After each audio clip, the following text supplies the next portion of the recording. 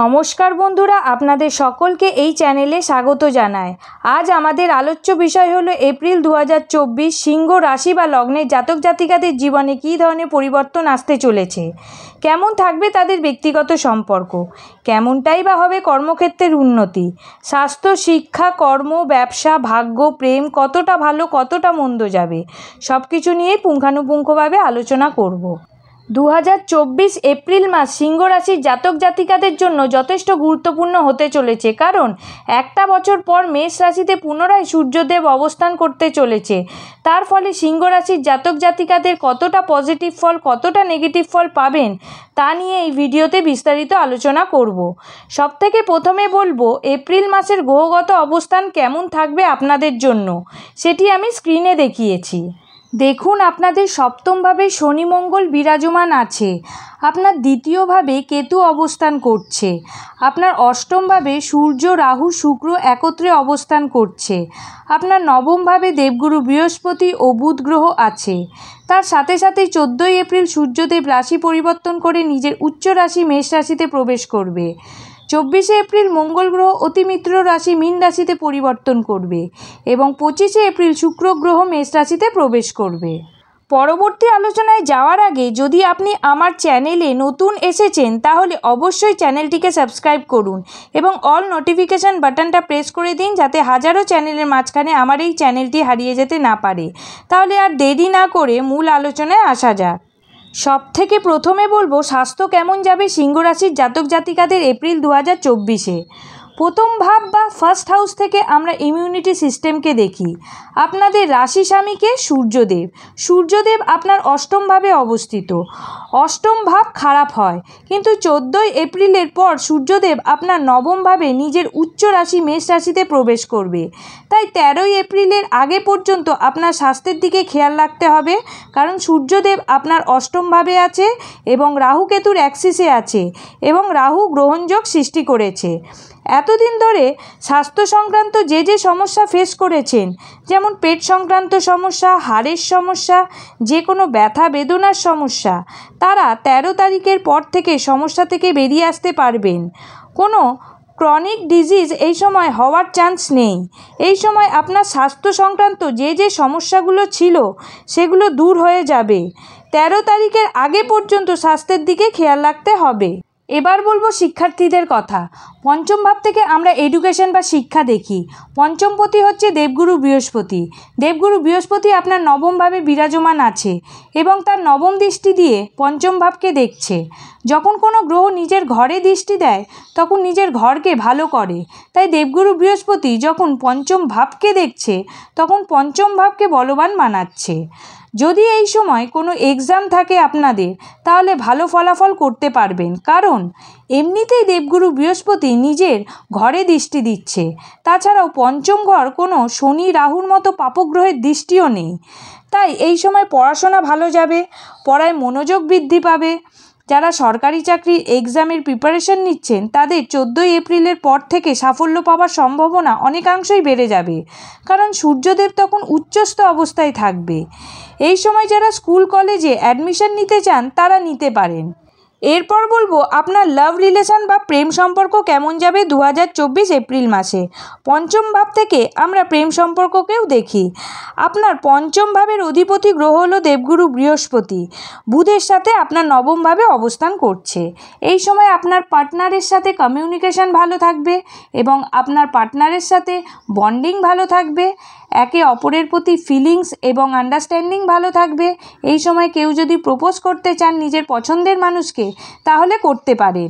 যারা প্রেম থেকে বিবাহ বন্ধনে আবদ্ধ হতে চান তারা 13 এপ্রিল পর্যন্ত ওয়েট করে যান। 13 এপ্রিলের পর থেকে সূর্যদেব আপনার নবম ভাবে আসবে এবং সেখানে বৃহস্পতি দেবকে বলবান বানাবে। তারপর প্রেম বিবাহ যে সমস্যা চলছিল সেই সমস্যাগুলিকে দূর করবে।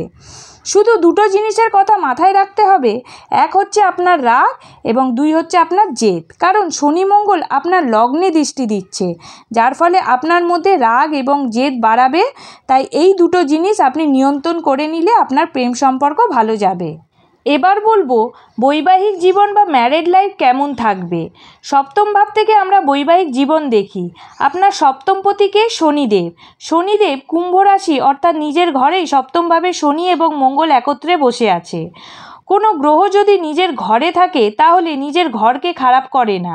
শনিদেব আপনার সপ্তমভাবে বসে সপ্তম ভাবকে বলবান করছে এবং তার সাথে আছে মঙ্গল। মঙ্গল আপনার চতুর্থপতি এবং নবমপতি। এই সময় বৈবাহিক জীবন ভালো যাবে। আপনার পার্টনারের কেরিয়ারের দিক থেকে গ্রোথ দেখতে পাবেন। জীবন সাথী থেকে দামি গিফটও পেতে পারেন। আপনাদের দাম্পত্য জীবন ভালো কাটবে, কিন্তু আপনার পার্টনারের মধ্যে জিদ এবং ছোট ছোট কথায় ফ্রাস্ট্রেটেড হয়ে পড়া এগুলো দেখতে পাবেন। এবার বলবো আপনাদের ভাগ্য, কেরিয়ার, বিজনেস কেমন যাবে এপ্রিল 2024-এ। আপনাদের ভাগ্যস্থান নবম ভাব থেকে দেখি আর কেরিয়ার দশম ভাব থেকে দেখি। আপনার নবম ভাবের অধিপতি গ্রহ হলো মঙ্গলদেব আর দশম ভাবের অধিপতি গ্রহ হলো শুক্র। 24শে এপ্রিল থেকে মঙ্গল আপনাদের সপ্তম ভাব থেকে অষ্টম ভাবে চলে আসবে। অষ্টম ভাবকে খারাপ ভাব ধরা হয়। 24শে এপ্রিলের আগে অবধি সময় ভাগ্যের দিক থেকে ভালো, কারণ এমনিতেও মঙ্গল গ্রহ নিজের শত্রু ঘরে থাকলেও সপ্তম ঘর কেন্দ্র ঘর, যেটা একটা ভালো সমন্বয়। এই সময় তাড়াহুড়োয় কোনো ডিসিশন নেবেন না, কারোর ওপর চটজলদি বিশ্বাস করবেন না, কোনো কিছুতে অন্ধবিশ্বাস করবেন না। সেটা যে কোনো কিছুতেই হতে পারে। যেমন আপনি হয়তো কোথাও টাকা ইনভেস্টমেন্ট করছেন বা স্টক মার্কেট বা ব্যবসায় বিনিয়োগ করছেন বা মাঙ্গলিক কাজ, শুভ কাজ, যা কিছুই করুন না কেন একটু ভেবেচিন্তে করবেন। তাড়াহুড়োয় ডিসিশন নেবেন না, কারণ মঙ্গল গ্রহ আছে তো আপনার কেন্দ্রভাবে, কিন্তু শত্রু ঘরে বিরাজমান আছে। তার ফলে ভাগ্য আপনার ভালো আছে, কিন্তু হঠকারিতা বা তাড়াহুড়ার চক্করে কিছু ভুল ডিসিশান না নিয়ে নেন, বাধা না হয়ে যায়, বিঘ্ন না হয়ে যায়, সে ব্যাপারে একটু নজর রাখবেন। এবার বলবো কেরিয়ার কেমন যাবে আপনার। আপনার দশম ভাবের অধিপতি শুক্র গ্রহ। শুক্র গ্রহ আপনার উচ্চস্থ অবস্থায় আছে। আপনার নবম ভাবে প্রবেশ করবে 25শে এপ্রিলে। শুক্র অষ্টমে রাহুর সাথে অবস্থান, যদিও উচ্চস্থ অবস্থায় থাকবে, তার ফলে আপনার কনফিডেন্স ভালো থাকবে, কিন্তু ওভার কনফিডেন্ট আপনাকে ডাউন করতে পারে। এই সময় আপনার নিজের কাজকে সর্বশ্রেষ্ঠ মনে করা, সামনের মানুষের কথার মর্যাদা না করা, নিজেকেই সর্বশ্রেষ্ঠ মনে করা, এই ধরনের মানসিকতা তৈরি হতে পারে, কারণ রাহু আপনার মনে কনফিউশন তৈরি করে দেয়। এবার কী ধরনের কনফিউশন তৈরি করবে সেটা এক্স্যাক্ট বলতে পারছি না, তবে আপনার কাজকর্মের মধ্যে হয়তো কনফিউশন সৃষ্টি করে দিতে পারে, বা অন্য মানুষের প্রতি নেগেটিভ ধারণা তৈরি করে দিতে পারে, বা বস বা সিনিয়র কারুর প্রতি নেগেটিভ ধারণা তৈরি করে দিতে পারে, বা আপনার যে মন আছে সেটা পরিবর্তিত হয়ে যেতে পারে, কারণ শুক্রর সাথে রাহু আছে। আপনার এই সময় কাজকর্মে কোনো পরিবর্তন হবে না, কাজকর্ম ইজিলি হয়ে যাবে। এই সময় টার্গেট অ্যাচিভও হয়ে যাবে। কোনো রাস্তা যদি কঠিনও মনে হয়, সেই রাস্তা আপনি এই মাসে পেয়ে যাবেন। কোনো অসুবিধাই হবে না, কারণ শুক্র আপনার উচ্চস্থ অবস্থায় থাকছে এবং 14 এপ্রিলের পর সূর্যও আপনাদের উচ্চস্থ হবে। 14 এপ্রিলের পর থেকে আপনার কাজকর্ম সহজ হয়ে যাবে। কেউ যদি আপনার পেছনে পলিটিক্স করে তাহলে সেটা ইগনোর করবেন, আপনার বিরুদ্ধে সে কিছু করতে পারবে না। এবার বলবো বিজনেস কেমন যাবে আপনাদের। বিজনেস এই মাসে ভালো যাবে। আপনার সপ্তম ভাব হয় আপনার ডেলি ইনকামের হাউস। সপ্তমপতি শনিদেব তার নিজের ঘরে অবস্থান করে আছে।